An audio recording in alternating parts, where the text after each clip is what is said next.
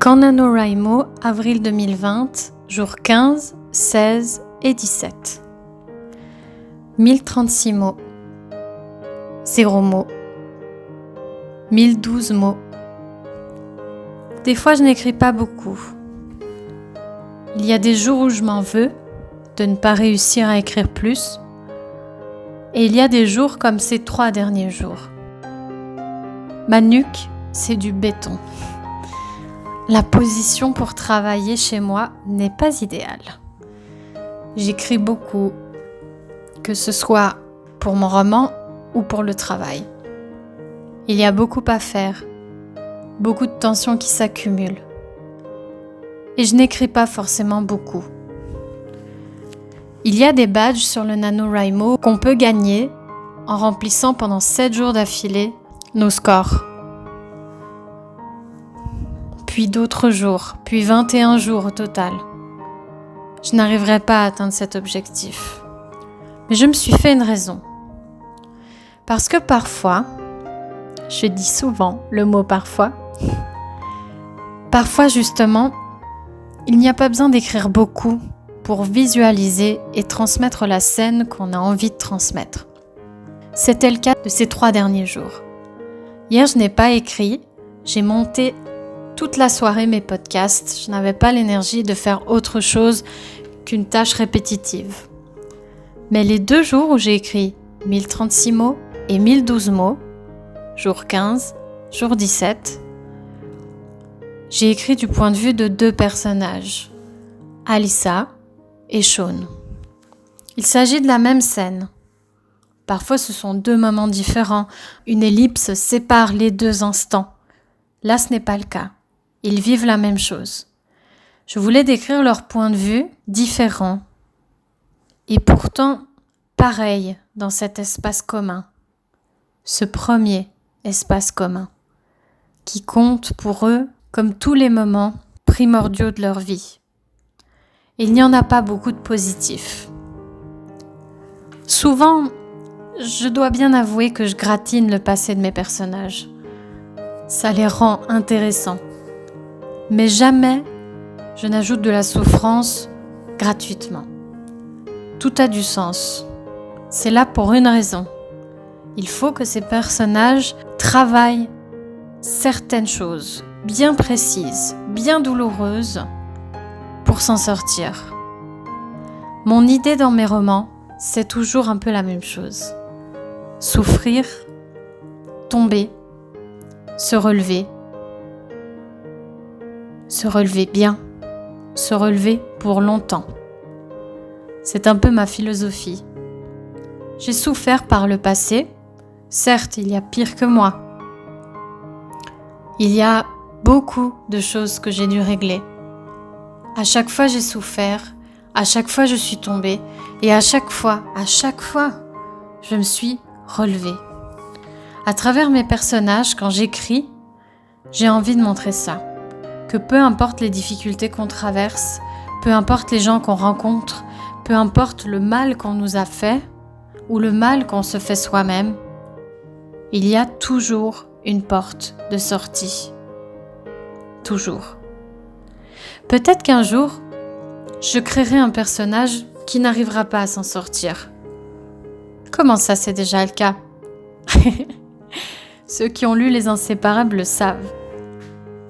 Ceux qui liront Pas de veine pour toi, ou ceux qui le lisent, savent déjà, ou peut-être pressentent, qu'il y a aussi un personnage comme ça. Et oui, il y a ceux qui se relèvent et ceux qui n'évoluent jamais. Par évolution, je ne parle pas de bêtises, je parle simplement d'être coincé à un endroit et de ne pas saisir les occasions qui nous permettraient de nous améliorer. Il y a des gens comme ça qui tournent en rond, des gens qui, malheureusement, ne rencontrent jamais les bonnes personnes, ne se rencontrent jamais elles-mêmes, et ainsi, elles restent coincées. Parfois, quelqu'un leur tend la main, parfois non. Et c'est quand ça n'arrive pas que les choses finissent mal.